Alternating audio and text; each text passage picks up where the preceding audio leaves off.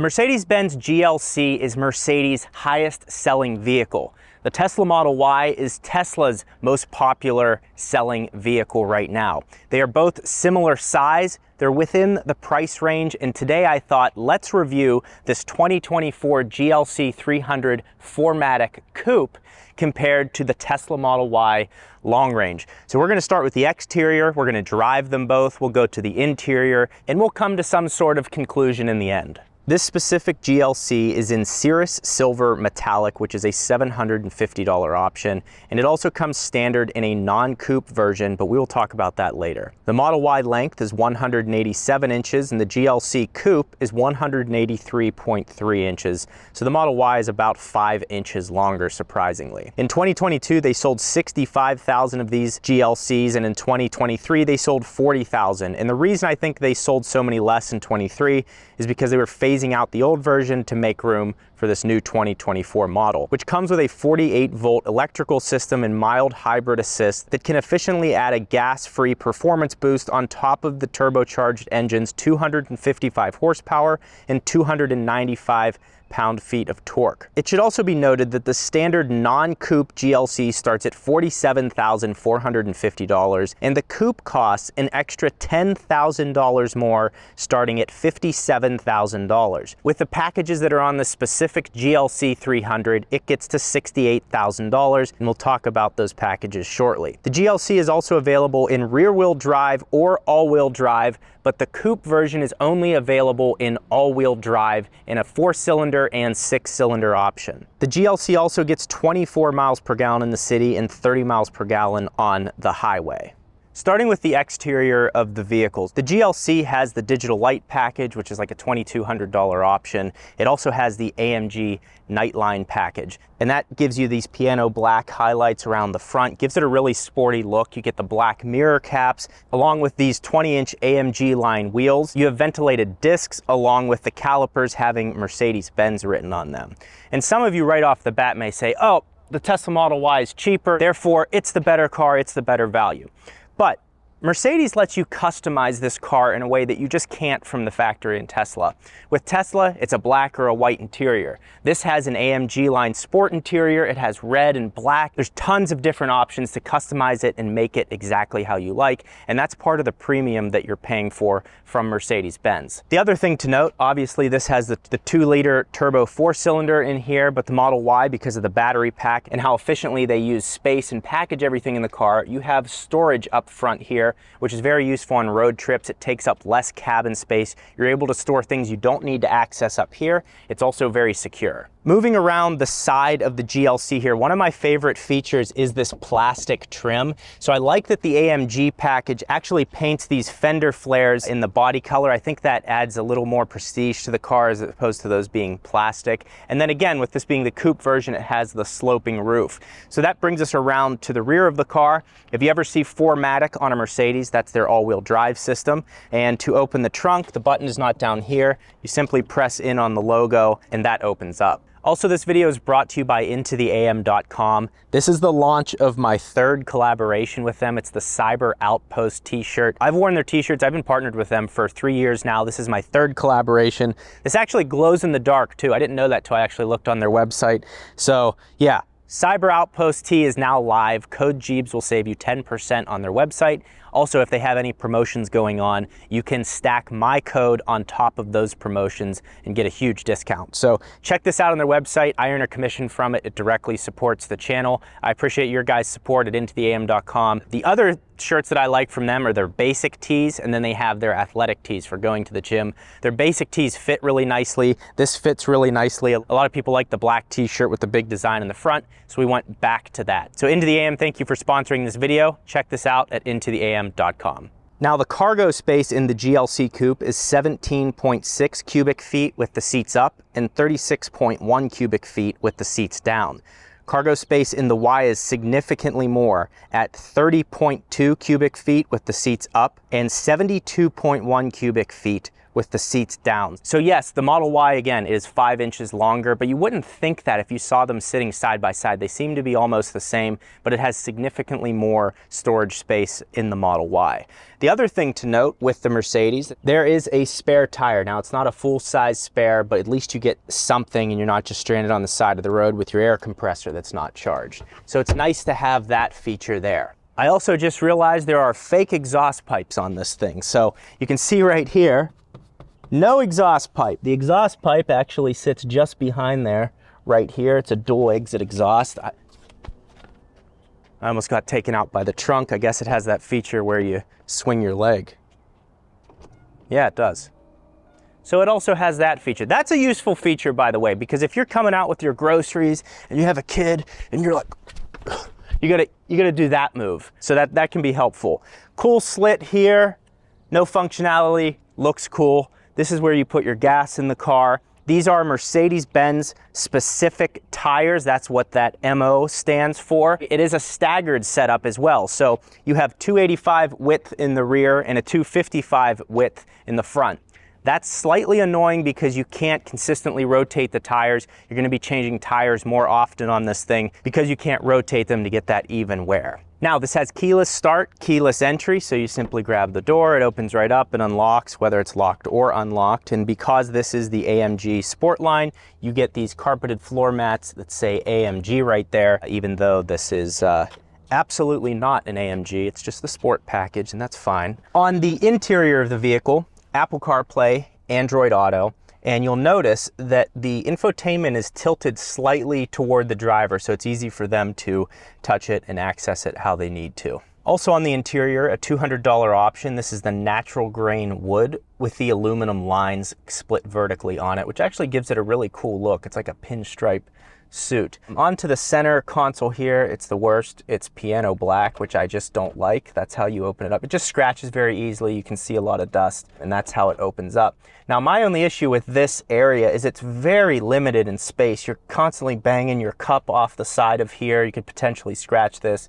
And there's a wireless phone charger that sits under here that's very inconvenient to get to, especially if you have a cup of something here, a drink, you can't really get your hand in. You have to finagle it to get in there. Every car has them now. I think it's a really stupid and useless upgrade because they never work that well. I think you're better off just plugging your car in with some type of wire that I'm sure Mercedes-Benz will sell to you for $100 for a USB cable, and that's fine. The air switch is here. Very nice. Listen to these clicks. Very nice. Click, click, click. Very nice clicks.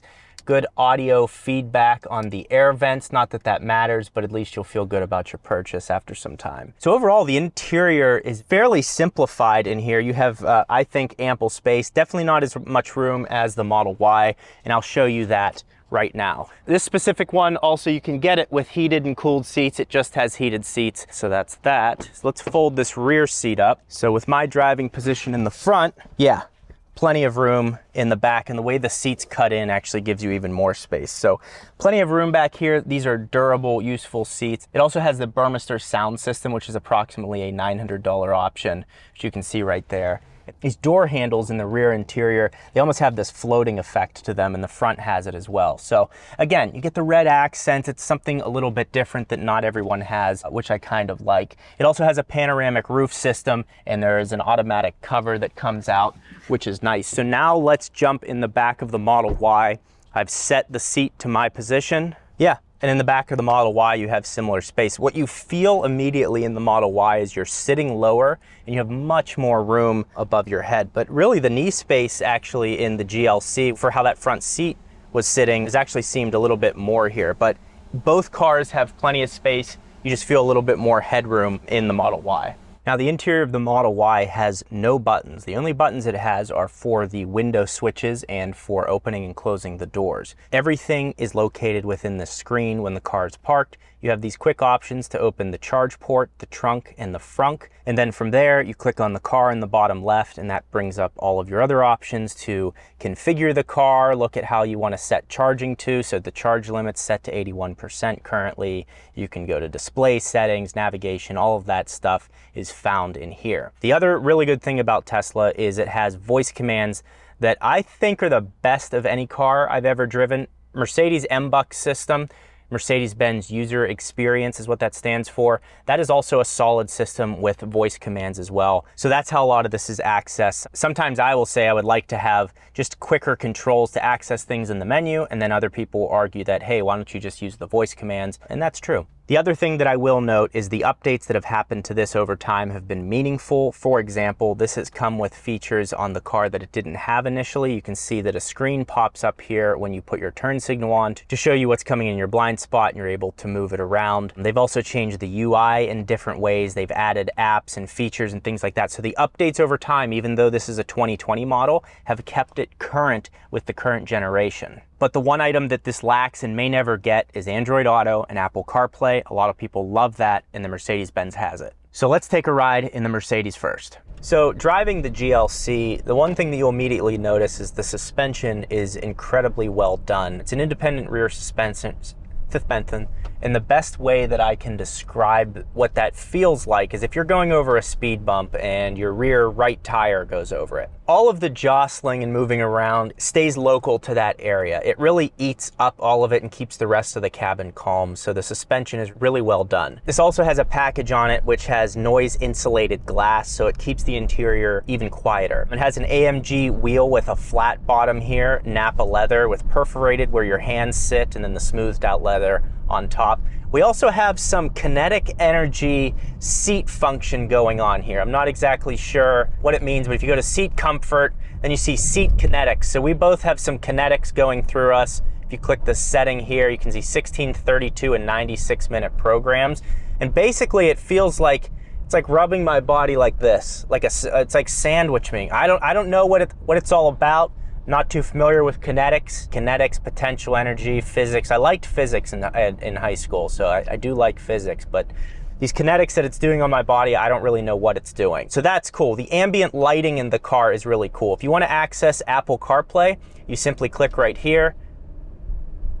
Bam, Apple CarPlay pops up. I really like Apple CarPlay. If I owned this car, I would probably be relying on that. That would be mainly what I'm using. But it has these luxury features that Tesla simply does not have. So again, you're looking at it like, okay, it's more expensive, but there's so much more that comes with it. And you have to consider to yourself, are you going to be using these features? Will you appreciate these features?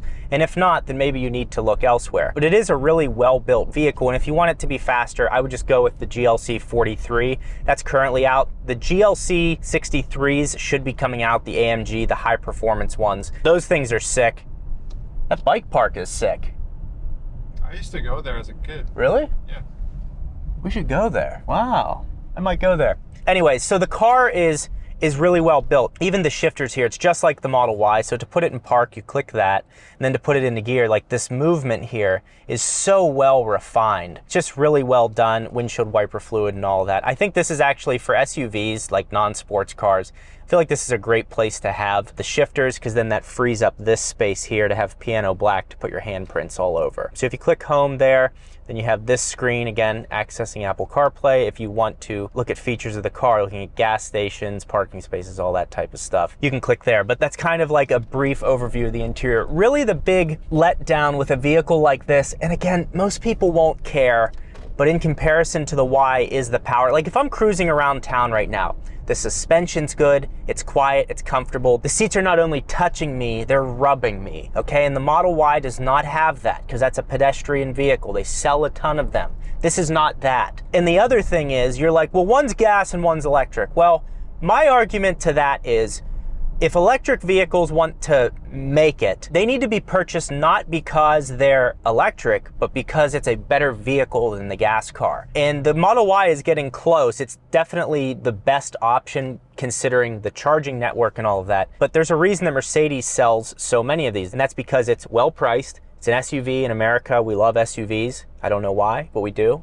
Actually, I do. I get it, because I'm a parent now, and you love just putting stuff in your car. Okay, so that's just fun to stuff your car full of things. It's very comfortable, starting at $47,000. That's right in line with a long-range Model Y, going up to $57,000 for the Coupe. So it's well priced. It's the Mercedes-Benz logo. It's luxurious, has a nice sound system, great suspension, quiet. All of that stuff is why people love buying these things. On top of that, the 4-cylinder with the hybrid with the 48-volt system in it It's fairly fuel efficient. You're gonna get over 400 miles of range on this, whereas the Model Y, now I've tested this with the Model Y, you're looking at like 200 to 220 miles of range if you're going on highway speeds. If you're not on highway speeds and you're mixing it, you can get around that 300 mile mark. You're gonna be able to go further faster. Now, I've driven the Model Y across the country 7 times. You have to stop to eat, go to the bathroom, all of those things. It becomes, you kind of get used to it. It's not that big of a deal. Going 700 miles added an hour of charging, for example, not that big of a deal, but you can certainly go further faster in a gas-powered car. No one is questioning that. So around 400 miles of range. We're currently at just under 3/4 of a tank, and it's displaying 291 miles of range. So this is a solid vehicle. I can absolutely see why they sell a ton of these. So now let's go into the Model Y, take that for a spin, and see what we think in comparison. So immediately when you get in the Model Y, 2 things are apparent. One, the electric drivetrain. Electric drivetrains are just better than gas. There's no other way to say it. Even if it is a hybrid, the power and torque is immediate. It's a much easier car to maneuver and drive, regardless of how slow it is. On the other hand, the suspension in this, and I have an aftermarket suspension from Unplugged Performance. It's their luxury suspension. If you're interested in seeing that video, I'll have it linked below. But the suspension in this, even though I have a soft, good aftermarket suspension, it's not as good as the one from Mercedes Benz. They know how to build a luxury car and make it quiet, have very little NVH, and just eat up the imperfections of the road. So it does that better. The handling of this is better because the center of gravity is lower, so it doesn't have to fight as much. Where if I take that turn right there in the Mercedes, it feels like you have to take it slower to not feel as much body roll. But other than that, I just get in the Model Y, a more bare bones feeling coming just out of the Mercedes GLC. You're constantly shown leather and buttons and displays, whereas this is very simplistic. And you, over time, if you jump out of one car to the other, you'll feel that. Over time, you're gonna get used to either car that you have. The other thing is this has full self-driving feature, so if I double tap, the car is now driving itself. It will stop at stop signs, red lights, it will go around traffic and take me right to my destination. That costs you $99 a month, or if you want to buy it outright, it's currently $8,000 for a perpetual license that's attached to your car. Sometimes you can transfer it, but that's not been a consistent thing that Tesla is doing. The sound system on both cars are very good. Mercedes does have the optional $900 sound system in it. The Model Y long range comes with a really good sound system. The base Model Y and 3 have a different sound system, less speakers, no subwoofers. So that's the differences with that. The supercharger network, driving it across the country, you shouldn't have any issues. I've been to 350 plus different chargers. I've only had to wait twice for 10 minutes before I was able to charge. But the charging network, you know, there's not that many electric cars out there. There's, I think, 5 million Teslas have been produced, but that's worldwide. So waiting and stuff, when you see those types of articles and videos, that's generally in high density populated areas, California, Los Angeles, all those types of places, maybe Houston or something like that, New York. So there are areas where it's patchy, it's not great. But for a lot of people, I think you can make an electric vehicle work. For me, it's been great. I was a medical device sales rep, and that's why I bought it. See, it's taking me out of a turn lane right now and putting me into this driving lane and letting me run. And all Teslas come with this. If you get a used $20,000 Tesla, it has this full self-driving feature. But overall, it's louder in the cabin for this one. The newer Model Ys, the 24s, are better, but it's still not as good as the Mercedes. So that is a general sense. Now, in fairness, the Mercedes-Benz does have active lane keep assist and dynamic cruise control, so it will keep you in your lane and drive you. Mine also changed lanes for me. I didn't realize I was sitting in traffic when I was testing the GLC, and it took me into a separate lane and kept changing lanes. So it does have similar features on it that work really nicely. So the benefit of the Model Y: lower running costs. My sister actually owns a Mercedes Benz GLC. It costs her between $500 and $1,500 a year in maintenance. That's from brake changes. She had to get her brakes done at 33,000 miles. Oil changes. There's always something that they can find to do with the car. I have 70,000 miles on my Model Y, and the only maintenance that I've had to do is change the tires once. I got about 37,000 miles out of the tires. Generally, you're going to get 30 to 40,000 miles out of your tires. My friend Justin owns a rental fleet, so that's what he's been seeing across 200 Teslas. Some's more, some's less, but in the middle, 30 to 40,000 miles, that's kind of what you're expecting. And that's pretty standard for cars that are about this heavy. This is 4,400 pounds, about the same weight as the GLC or a Porsche Macan or something like that. The benefit of the Mercedes Benz, it's a better ride. It's a more luxurious interior experience. You own a Mercedes Benz logo. A lot of people just want to own a Mercedes Benz and experience what that's like, and that's fine. And I talk about maintenance like, oh, I've done no maintenance on this and you have to pay $500 to $1,500 a year. But if you want to buy a Mercedes or a BMW or whatever, and that's just what you enjoy and you can afford the maintenance, then okay, just go with that. If you can't afford that, you don't want to stretch yourself that much, then maybe you need to look at something lesser so you're not stretching yourself and stressing yourself out over a stupid car payment, which Americans are very good at stressing themselves out over car payments and getting into debt. We're really good at that. So both cars have their benefits. I don't think you can really go wrong with either. Mercedes has done a nice job with the GLC, and that's what they sell the most of. But they sell far less of those than they do of the Model Y. So if you're looking for something that isn't as seen as much on the road, the Mercedes-Benz is going to be better for you in that sense. Now, one of my favorite Mercedes that I've driven is the EQE AMG. Check out this video right here. It's fully electric. It's Mercedes-Benz AMG line, and I actually raced the Model 3 Performance in the video. So check this out. It's a really good video and an awesome car.